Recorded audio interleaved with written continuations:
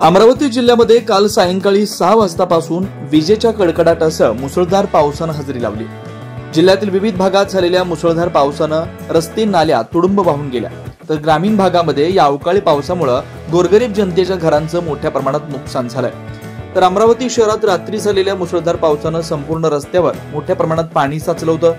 मान्सूनपूर्वी मुसळधार पाऊस झाल्यानं शेतकरी राजा आता सुखावलेला असून आता शेतीच्या मशागतीकरता वेग येणार आहे। तर केळी, संत्रा, कांदा, गहू या पिकांना या अवकाळी पावसानं मोठा फटका बसलाय।